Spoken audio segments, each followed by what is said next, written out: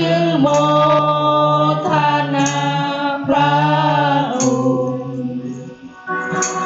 ข้าจะยกย่อ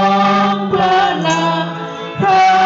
เจ้าผู้ช่วยของข้าและก้มกราบที่พระบาทข้าจะยกย่องพระนามพระเจ้าผู้ช่วยของข้าและก้มกราบที่เบื้องพระบาทข้าจะสรรเสริญพระนามพระเจ้าของข้าและนมัสการพระองค์เพราะความรักมั่นคงพระองค์ที่มีต่อข้าข้าจึงโมทนาพระคุณข้าจะยกย่องพระนามพระเจ้าผู้ช่วยของข้าและก้มกราบที่พระบาทข้าจะยกย่องพระนามพระเจ้าผู้ช่วยของข้าและก้มกราบที่เบื้องพระบาทบริสุทธิ์บริสุ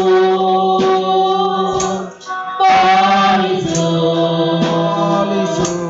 พระเป็นเจ้าผู้ทรงฤทธานุภาพสูง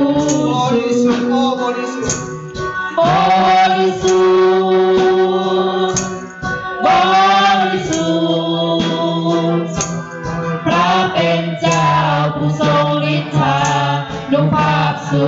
งสุดผู้ทรงดำรงอยู่ในการก่อนผู้ทรงดำรงในปัจจุบัน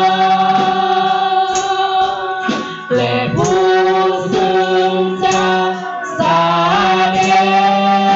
งมาพระเป็นเจ้าผู้ทรงฤทธานุภาพสูง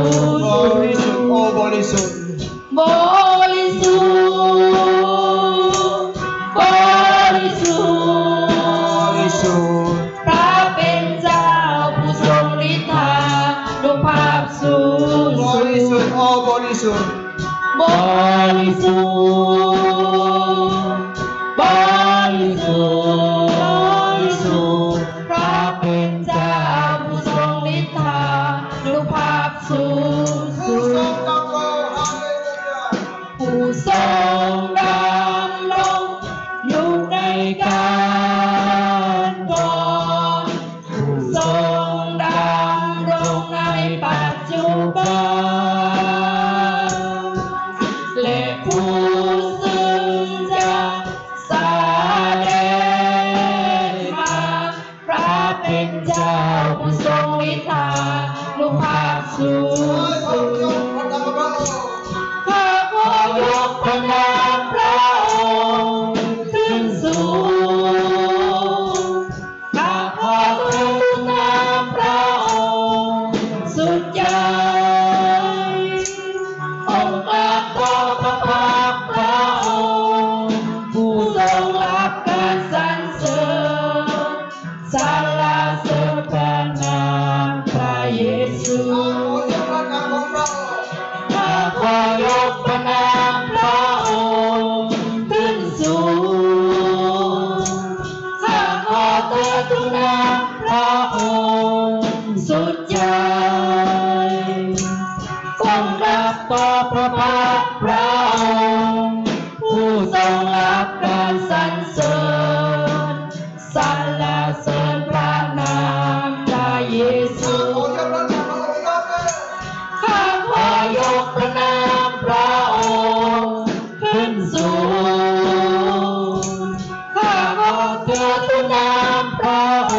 งค์สุดใจก้มกราบต่อพระพักตร์พระองค์ผู้ทรงรับการสรรเสริญ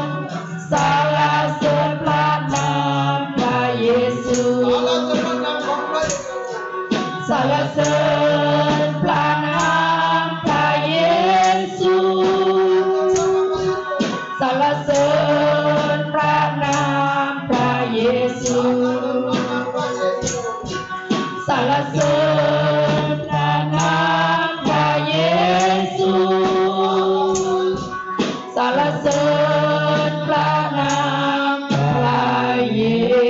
ซูโอ้ฮาเลลูยาฮาเลลูย